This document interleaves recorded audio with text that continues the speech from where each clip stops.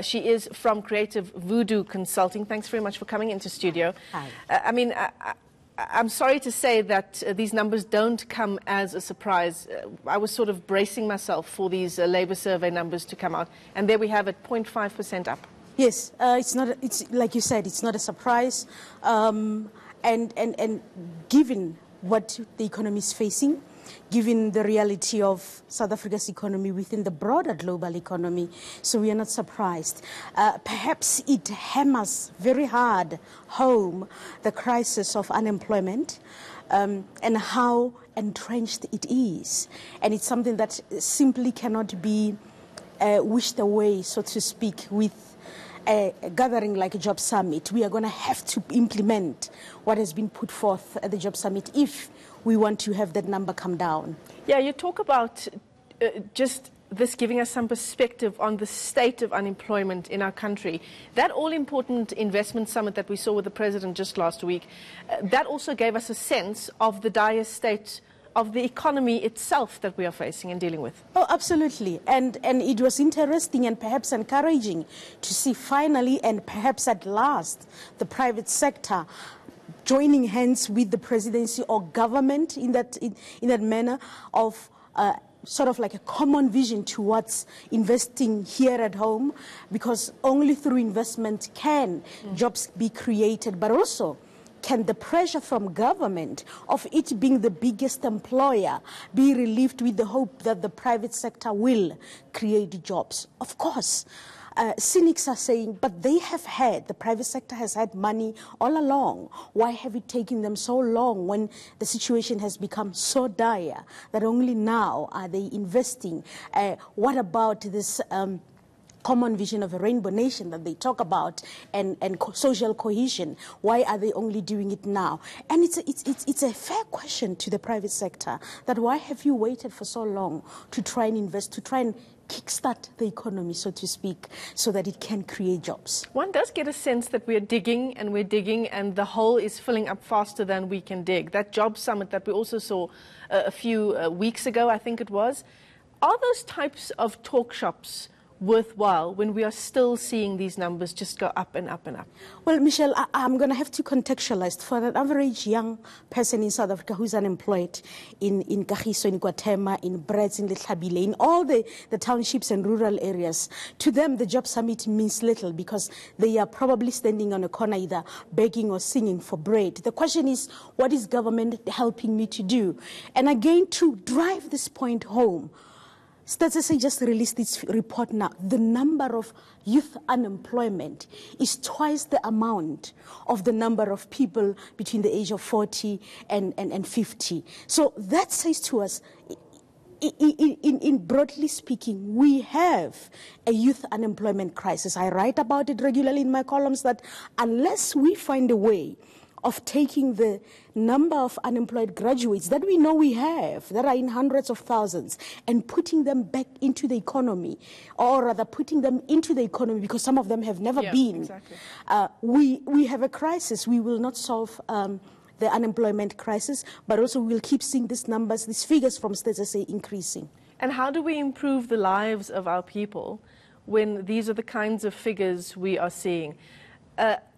I mean, I'm at a loss for the kinds of questions to ask you, because the problem just seems so deeply entrenched. But where do we go from here?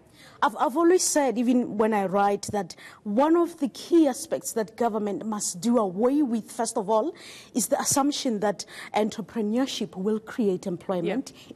It is not always the solution, but it is to ensure that they remove part of the bottlenecks that the private sector has been arguing about investment.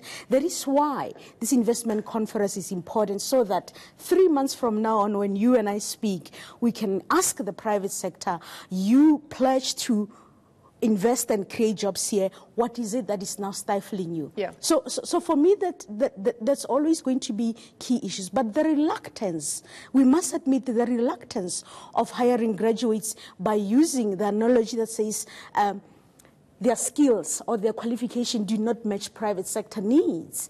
That again is a crisis for me, in the sense that business, government, and the higher education department must find common ground and solve this. Because in an economy of a country that in 10 years' time will have a population mostly of young people. You cannot have universities churning out students and graduates that the economy or the private sector is saying we can't employ because their qualifications are not what we need. And the other thing is, why are we only now having that conversation around getting our graduates to have the qualifications that we need in the economy? Why is that a conversation only taking place now? It defies logic why it's only happening now, because to an average person they might say, but this problem just started only 10 years ago. No, they would be wrong. Within the President Mbeki's administration, we saw that unemployment was equally high, by the way, while the economy was growing. So this is not a new phenomenon of a rising in unemployment, of people being retrenched, of private sector not being able to create jobs, or the reluctance thereof. The challenge is for policymakers, perhaps, to me, and their counterparts in the business sector, how then we put aside the talking, because we tend to talk a lot. We have gatherings and imbizos, and we implement at a smaller scale projects that can be replicated and augmented according to the needs of the provinces or areas or regions, so that we can then learn from what we have implemented at a smaller scale, allow room if it fails so that we can improve on it and continue to implement it.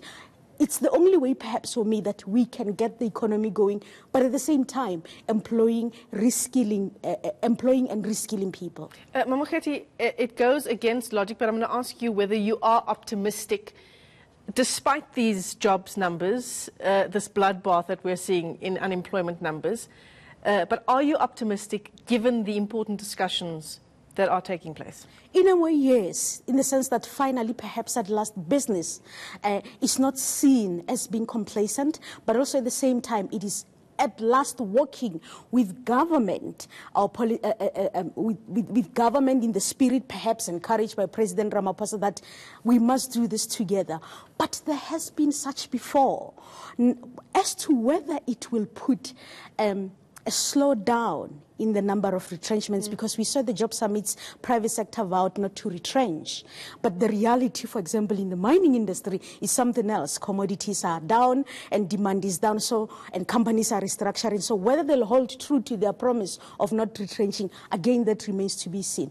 Even if various sectors in the economy do not retrench, unless the economic machine gets grinding and starts moving, in a year's time, we will be having this discussion where private sector would have retrenched many of its people. Hopefully in 3 months' time, you and I will have an altogether different discussion. Thanks very much, as always.